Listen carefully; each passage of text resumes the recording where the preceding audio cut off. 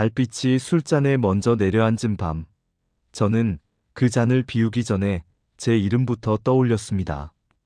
정약용. 한때는 조선의 학자라 불렸고, 조정 안에서는 새로운 제도를 논하던 사람의 이름이었지요.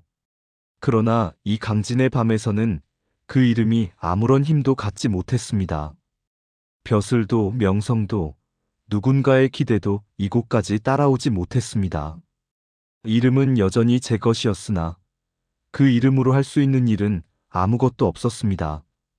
남은 것은 숨쉬는 몸 하나와 밤이 깊어질수록 더 또렷해지는 생각뿐이었습니다. 강진에 도착한 첫날 밤을 저는 아직도 잊지 못합니다. 낮 동안 쌓였던 피로가 몸을 짓누르고 있었지만 눈을 감자마자 잠에 빠져들 수는 없었습니다. 오히려 눈을 감을수록 머릿속은 더 또렷해졌습니다.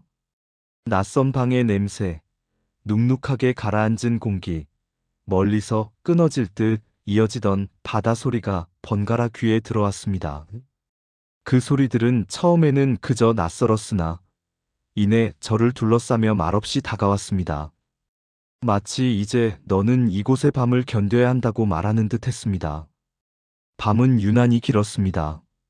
낮에는 바닷바람이 살결을 긁고 지나가며 시간을 조금이나마 앞으로 밀어주었지만 밤이 되면 바람조차 숨을 죽였습니다.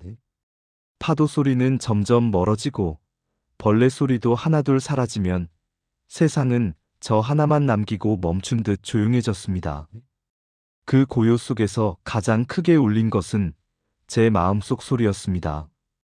조정에서 끝내 꺼내지 못했던 말들, 임금 앞에서 삼켜야 했던 주장들, 그리고 설명할 기회조차 없이 떠나야 했던 억울함이 한꺼번에 밀려왔습니다.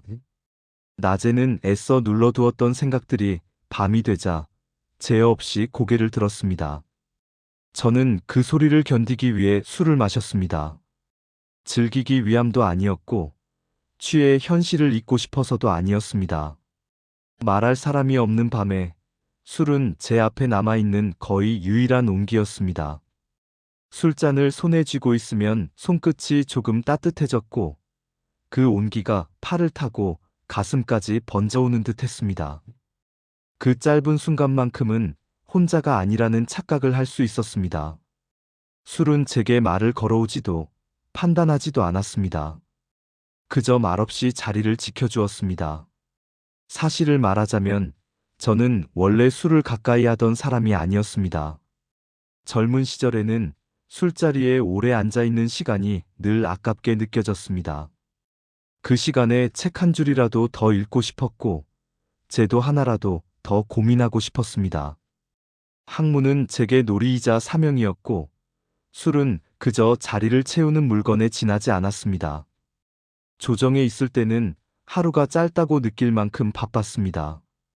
아침부터 밤까지 사람을 만나고 문서를 살피고 논의를 벌이다 보면 해가 지는 줄도 몰랐습니다. 그 시절에 저는 술이 없어도 충분히 취해 있었습니다. 생각과 일, 그리고 나라를 향한 책임감으로 말입니다.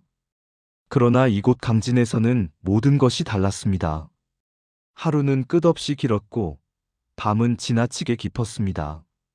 말을 걸 수 있는 사람이 있어도 마음 놓고 말을 꺼낼 수는 없었습니다. 말 한마디가 괜한 오해를 낳을 수 있고 그 오해가 또 다른 감시가 될 수 있다는 것을 저는 이미 알고 있었습니다. 그래서 저는 점점 말을 아끼게 되었고 그만큼 마음속 말은 더 많이 쌓여갔습니다. 사람의 말이 이렇게 그리운 것이었는지 저는 유배지에 와서야 비로소 깨달았습니다. 그래서 저는 그 공백을 술로 채웠습니다. 술잔을 앞에 두면 마치 누군가 맞은편에 앉아 있는 것처럼 혼잣말을 하게 되었습니다. 소리내어 말하지 않아도 속으로 문장을 만들며 생각을 정리했습니다. 술은 제 말을 가로막지 않았고 옳고 그름을 따지지도 않았습니다. 잠시나마 침묵이 느슨해지고 가슴을 조이던 매듭이 풀리는 느낌이 들었습니다. 물론 그 효과는 오래가지 않았습니다. 하지만 밤을 넘기기에는 충분했습니다. 유배라는 것은 몸만 묶어두는 벌이 아니었습니다. 말할 권리, 설득할 기회, 변명할 여지까지 함께 빼앗아가는 형벌이었습니다. 저는 아무것도 설명하지 못한 채 이곳으로 내려왔습니다. 억울하다고 외칠 자리도 없었고 잘못을 따질 상대도 없었습니다. 그저 임금의 명에 따라 내려왔다는 말만 남아 있었습니다. 그 말은 모든 사정을 한꺼번에 덮어버리는 편리한 말이었고 동시에 가장 잔인한 말이기도 했습니다. 그 한마디로 제 생각과 의도, 삶의 맥락까지 모두 지워졌기 때문입니다. 밤마다 저는 술을 따르며 스스로에게 물었습니다.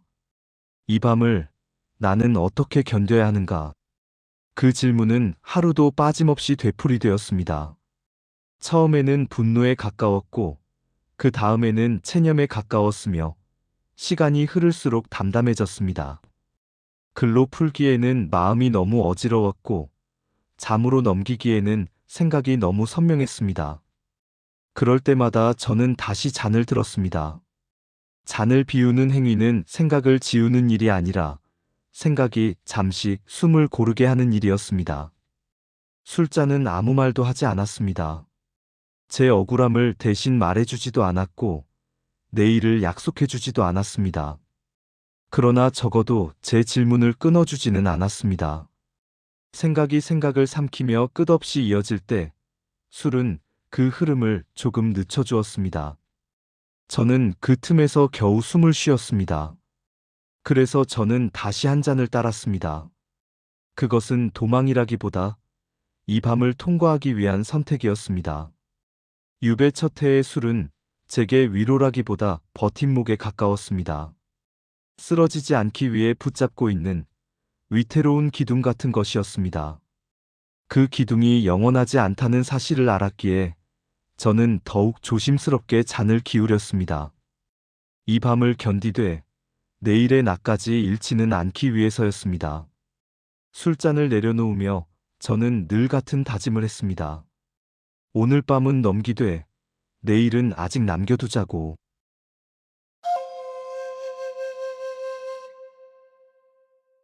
유배지의 밤이 익숙해질수록 저는 말이 점점 줄어들었습니다.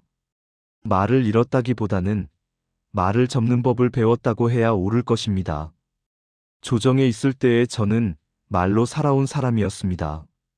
말로 설득했고 말로 맞섰으며 말로 책임을 졌습니다.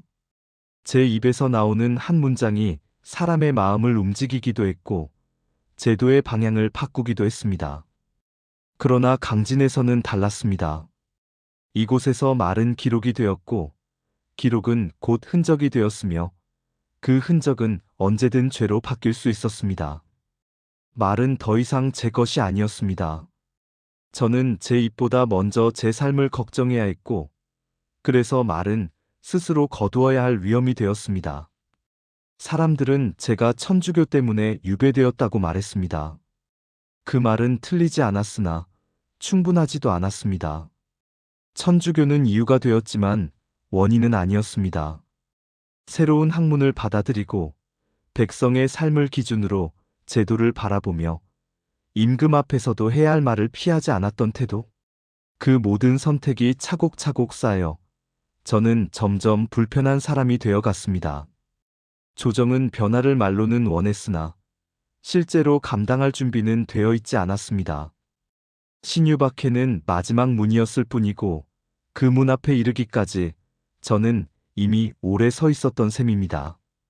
형제들의 소식을 전해 들었을 때 저는 아무 말도 하지 못했습니다. 분노를 말로 꺼내는 순간 그 말은 또 다른 화를 부를 것이 분명했습니다. 슬픔을 드러내는 일조차 사치처럼 느껴졌습니다. 살아남았다는 사실은 위안이 아니라 무게였습니다. 죽지 않았다는 것은 아직 끝나지 않은 시간을 온몸으로 견뎌야 한다는 뜻이었기 때문입니다. 저는 그 무게를 말없이 짊어졌습니다. 살아있다는 이유만으로 죄책을 느껴야 하는 순간도 있었습니다. 그럴 때마다 저는 입을 다물었습니다. 말하지 않음이 유일한 선택처럼 느껴졌기 때문입니다. 강진에 내려온 뒤 저는 제 생각부터 가려내야 했습니다. 무엇을 말할 수 없는지를 아는 것보다 무엇을 생각해서는 안 되는지를 아는 일이 더 어려웠습니다. 생각은 자유로워야 한다고 믿어온 사람에게 생각의 경계를 세운다는 것은 매일 반복되는 작은 패배였습니다. 그러나 그 패배를 인정하지 않으면 이곳에서는 하루도 버틸 수 없었습니다. 저는 스스로를 지키기 위해 제 자신을 줄여야 했습니다. 생각을 줄이고 말을 접고 표정을 감추는 일이 일상이 되었습니다. 그렇게 하지 않으면 제 삶은 언제든 다시 흔들릴 수 있었습니다. 낮 동안 눌러두었던 말들은 밤이 되면 다시 살아났습니다. 침묵 속에 가두어 두었던 문장들이 머릿속에서 서로 부딪히며 소리를 냈습니다. 조정에서 끝내 꺼내지 못했던 말들, 임금 앞에서 삼켜야 했던 충언들, 글로 남기지 못한 생각들이 차례로 떠올랐습니다. 저는 그 소리를 밖으로 꺼낼 수 없었고 그 대신 술잔 앞에 앉았습니다. 술은 제 말을 대신해 주지는 않았지만 말들이 서로 상처를 내지 않도록 잠시 눌러주었습니다. 그 점에서 술은 위로가 아니라 완충제에 가까웠습니다. 깨뜨리기 쉬운 마음과 현실 사이에 끼워 넣은 얇은 막 같은 것이었습니다. 저는 스스로에게 자주 말했습니다. 지금은 말할 때가 아니라고. 그것은 체념이 아니라 판단이었습니다. 이 시대에서 말은 힘이 될 수도 있었지만 동시에 가장 빠른 파멸의 길이기도 했습니다. 저는 그 길을 피하기 위해 침묵을 택했습니다. 그러나 침묵은 결코 편안하지 않았습니다. 침묵은 사람을 안에서부터 마르게 했습니다. 밖으로 흘러나가지 못한 생각들은 마음속에서 점점 무거워졌고 그 무게는 밤마다 저를 눌렀습니다. 아무에게도 말하지 못한 생각은 결국 제 안에서만 커져갔습니다. 그 무게를 그대로 견디기에는 저는 단단한 사람이 아니었습니다. 그래서 술이 필요했습니다. 술은 제 생각을 지워주지 않았지만 그 무게를 잠시 나누어 들게 해주었습니다. 술잔을 앞에 두고 있으면 저는 제 침묵이 비겁함이 아니라 선택이라는 사실을 스스로에게 설명할 수 있었습니다. 말하지 않는 것이 곧 포기하는 것은 아니라는 믿음이 그 밤만큼은 유지되었습니다. 술은 저를 흐리게 만들기보다 오히려 제 선택을 다시 확인하게 했습니다. 밤이 깊어질수록 저는 말하지 않은 말들의 얼굴을 떠올렸습니다. 끝내 올리지 못한 상소의 문장들, 입술 끝에서 삼켜야 했던 충언들이 차례로 마음속에 남아 있었습니다. 종이에 쓸 수 없으니 저는 그것들을 기억 속에 정리해 두었습니다. 언젠가 다시 말할 수 있는 날이 온다면 그 말들을 꺼내기 위해서였습니다. 침묵은 아무 일도 하지 않는 상태가 아니었습니다. 오히려 가장 많은 판단과 절제가 요구되는 시간이었습니다.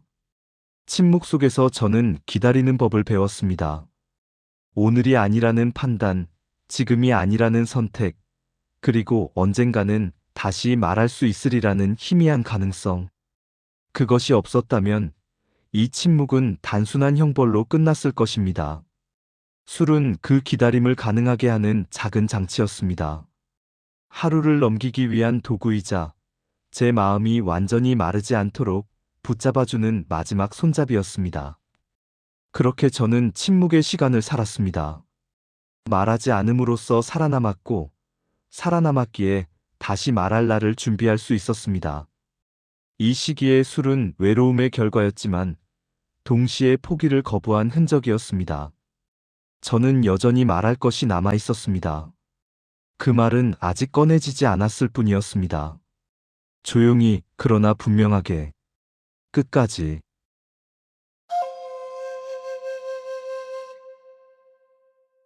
침묵이 길어질수록 제 안에서는 두 가지가 남았습니다.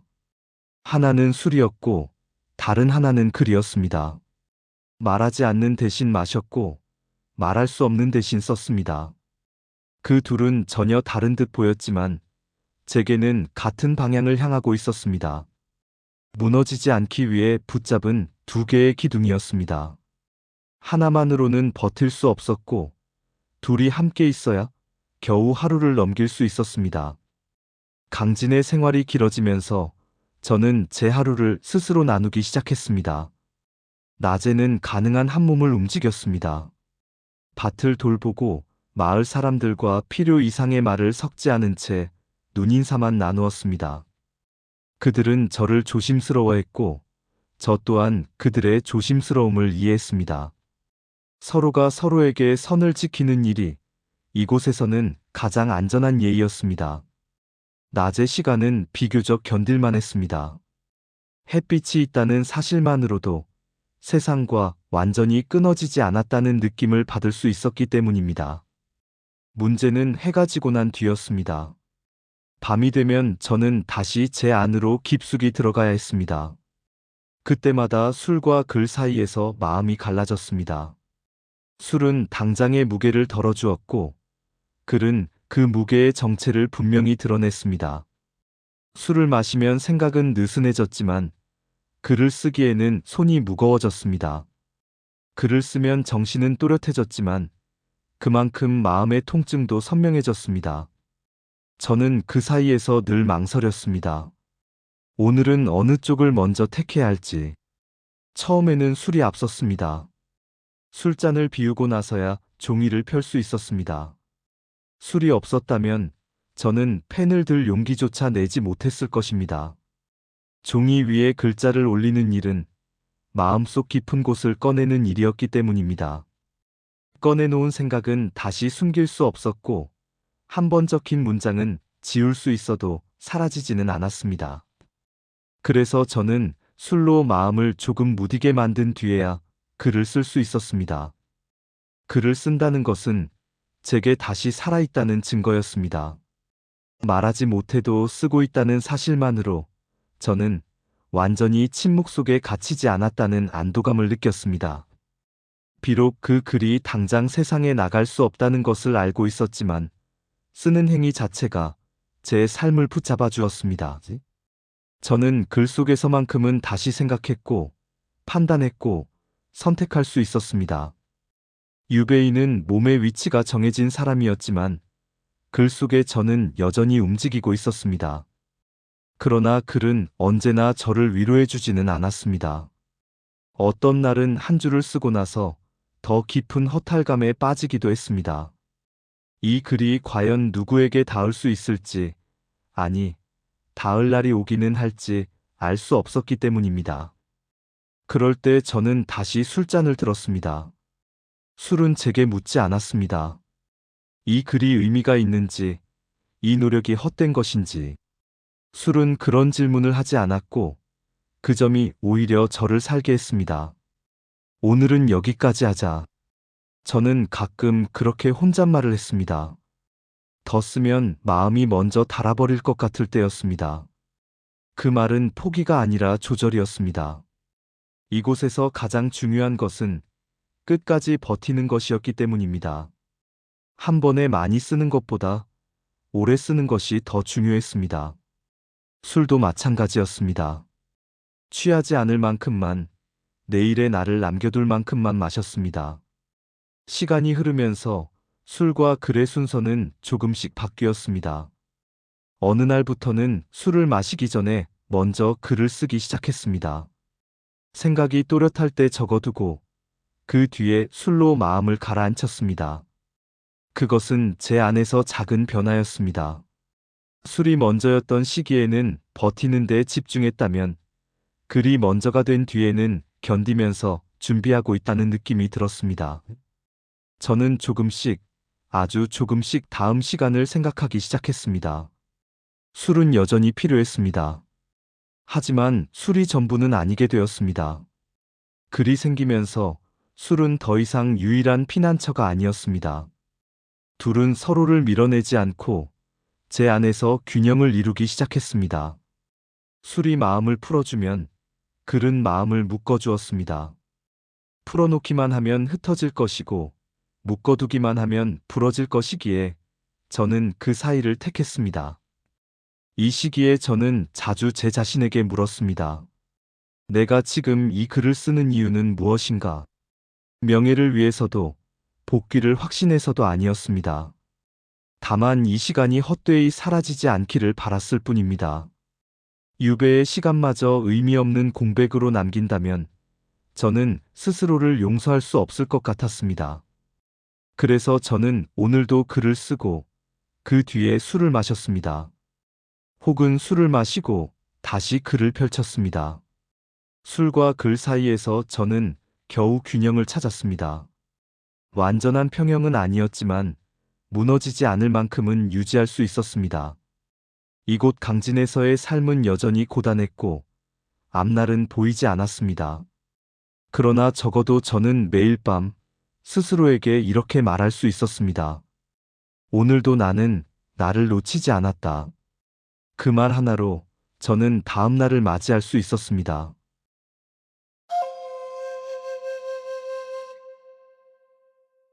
유배 생활이 몇 해를 넘기자 저는 한 가지 사실을 부정할 수 없게 되었습니다. 침묵과 술, 그리고 글만으로는 사람은 끝까지 버틸 수 없다는 사실이었습니다. 그것들은 분명 저를 무너지지 않게 붙잡아 주었지만 살아있게 해주지는 못했습니다. 버틴다는 것과 산다는 것은 분명히 다른 일이었고 저는 그 차이를 이곳 강진에서 몸으로 배워가고 있었습니다.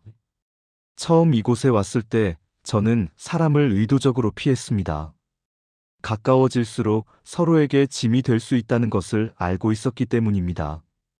유배인은 어디까지나 감시의 대상이었고 저와 얽힌다는 것은 괜한 오해를 불러올 수 있는 일이었습니다. 저는 그 사실을 너무 잘 알고 있었습니다. 그래서 먼저 물러났고 먼저 침묵했으며 먼저 거리를 두었습니다. 혼자가 편하다고, 혼자가 안전하다고 스스로를 설득했습니다. 그러나 완전히 혼자인 삶은 생각보다 빠르게 마음을 마르게 했습니다. 하루 종일 아무와도 말을 섞지 않은 날이면 밤에 술을 마셔도 허전함이 가시지 않았습니다. 글을 써도 문장 사이가 비어있는 느낌이 들었습니다. 생각은 이어지는데 그것을 지탱해줄 체온이 없다는 느낌이었습니다. 저는 그제야 깨달았습니다. 사람은 생각만으로 살 수 없다는 것을요. 변화는 아주 사소한 순간에서 시작되었습니다. 마을 아이 하나가 제 앞에서 넘어졌고 저는 별다른 생각 없이 손을 내밀었습니다. 아이는 제 신분도 제 처지도 알지 못한 채 제 손을 붙잡았습니다. 그 짧은 순간 아이의 손에서 전해진 체온이 제 손바닥에 또렷이 남았습니다. 아이는 아무 말 없이 일어나 달려갔지만 저는 한동안 그 자리에 서 있었습니다. 너무 오래 잊고 있었던 감각이었기 때문입니다. 누군가의 온기가 이렇게 분명할 수 있다는 사실이 낯설 만큼 새로웠습니다. 그날 이후로 저는 조금씩 사람을 바라보기 시작했습니다. 말을 많이 하지 않아도 괜찮았습니다. 그저 같은 공간에 앉아 같은 하늘을 바라보는 것만으로도 충분한 날이 있다는 것을 알게 되었습니다. 장터에서 스쳐 지나가며 나누는 짧은 눈인사, 밭일을 하다 마주친 묵묵한 고개의 끄덕임, 그런 것들이 제 하루에 작은 균열을 냈습니다. 고요했던 제 삶에 사람의 기척이 아주 천천히 스며들기 시작했습니다. 술자리도 변했습니다. 혼자 마시던 술에 어느 날부터는 말없이 잔을 채워주는 사람이 생겼습니다. 우리는 깊은 이야기를 나누지 않았습니다. 서로의 사정을 캐묻지도 않았고 제 유배 이유를 입에 올리지도 않았습니다. 그저 같은 시간에 같은 술을 마시며 밤을 넘겼습니다. 그 침묵은 이전과 전혀 달랐습니다. 혼자의 침묵이 아니라 함께 견디는 침묵이었기 때문입니다. 선생님도 많이 답답하시겠지요. 어느 날 누군가 조심스럽게 그렇게 말했을 때 저는 잠시 잔을 내려놓았습니다. 그 말은 위로였고 동시에 조심스러운 확인처럼 들렸습니다. 답답하지 않다면 거짓일 겁니다. 저는 그렇게만 답했습니다. 그 짧은 대화 하나로도 제 가슴은 눈에 띄게 가벼워졌습니다. 말이 길 필요는 없었습니다. 서로가 서로의 처지를 완전히 알지 못해도 느끼고 있다는 사실만으로 충분했습니다. 사람들과 함께하는 시간은 제 술의 의미도 바꾸어 놓았습니다. 술은 더 이상 외로움을 삼키는 도구만은 아니었습니다. 함께 마시는 술은 하루를 무사히 넘겼다는 확인처럼 느껴졌습니다. 오늘도 서로가 살아있다는 사실을 말없이 확인하는 의식 같았습니다. 그 술은 이전보다 덜 썼고 대신 오래 남았습니다. 물론 모든 관계가 편안한 것은 아니었습니다. 조심스러움은 늘 그림자처럼 따라다녔고 저는 여전히 제 말을 절제해야 했습니다. 어떤 이야기는 끝내 입 밖으로 나오지 못했고 어떤 생각은 마음속에만 머물러야 했습니다. 그러나 완전히 닫아두었던 마음의 문을 조금 열자 그 틈으로 들어오는 온기는 분명 존재했습니다. 사람은 경계해야 할 존재이면서도 동시에 반드시 필요한 존재라는 사실을 저는 이곳에서 다시 배웠습니다. 이 시기에 저는 자주 스스로에게 물었습니다. 내가 이렇게 다시 사람 곁으로 다가가도 되는가? 유배인의 처지로 누군가의 삶에 스며드는 것이 과연 옳은가? 그 질문에 명확한 답은 없었습니다. 다만 분명한 것은 완전히 혼자인 채로는 이 시간을 끝까지 견딜 수 없다는 사실이었습니다. 저는 단순히 버티는 것이 아니라 살아있어야 했습니다. 사람의 온기는 술보다 오래 남았습니다. 술은 밤이 지나면 사라졌지만 사람과 나눈 순간은 다음 날까지 이어졌습니다. 그 온기 덕분에 저는 다시 글을 쓸 힘을 얻었고 침묵을 견딜 여유도 생겼습니다. 사람은 제 삶에서 가장 위험한 요소이기도 했지만 동시에 가장 강력한 버팀목이었습니다. 그렇게 저는 다시 사람 속으로 들어갔습니다. 크게 기대하지도 깊이 매달리지도 않은 채로 다만 하루에 한 번쯤 누군가의 존재를 느끼며 살았습니다. 그 정도면 충분했습니다. 그 온기 덕분에 저는 여전히 이 자리에 서 있을 수 있었습니다. 그리고 그것은 술과 글만으로는 결코 얻을 수 없는 힘이었습니다.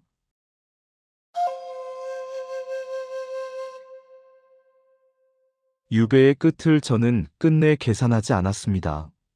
언제쯤 돌아갈 수 있을지, 다시 조정의 이름을 부를 날이 올지, 그런 질문은 어느 순간부터 제 삶에서 의미를 잃었습니다.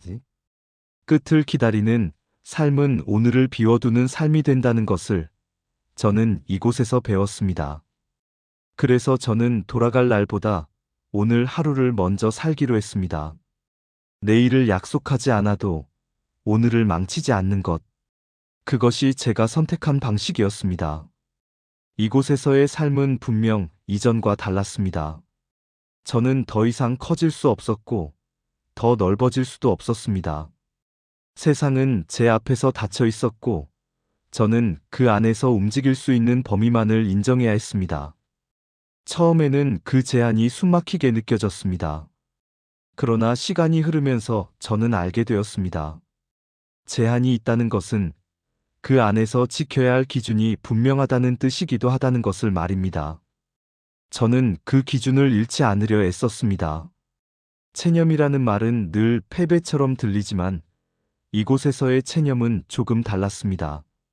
저는 체념을 포기라기보다 정리라고 생각하게 되었습니다. 바꿀 수 없는 것들을 하나씩 내려놓고 끝내 놓지 말아야 할 것들을 남기는 과정. 그것이 제 체념이었습니다.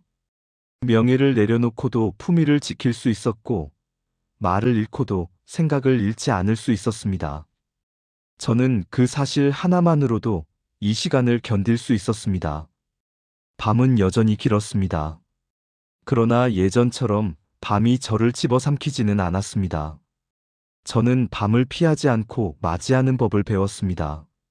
하루를 보내고 그 하루를 돌아보고 스스로에게 묻는 일. 오늘 나는 나를 버리지 않았는가?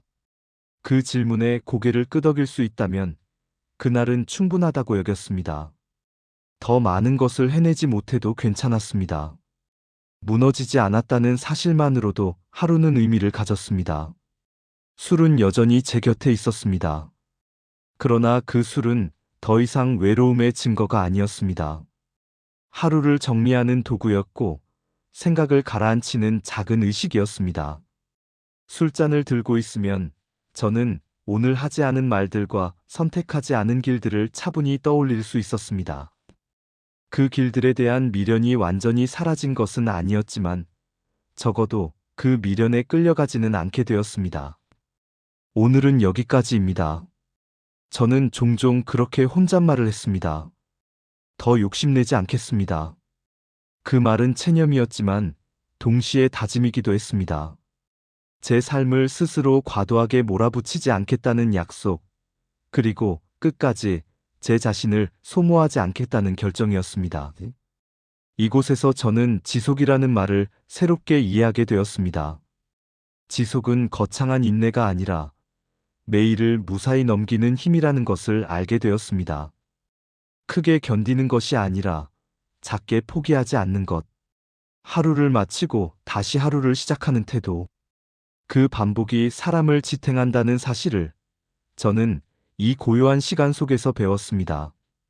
누군가 알아주지 않아도 괜찮다고 생각하게 된 것도 이곳에서였습니다. 이름이 불리지 않아도, 기록되지 않아도 제 삶이 사라지는 것은 아니었습니다. 중요한 것은 제가 제 삶을 어떻게 대했는지였습니다. 생각을 멈추지 않았는지, 사람에 대한 시선을 잃지 않았는지, 스스로에게 부끄럽지 않았는지.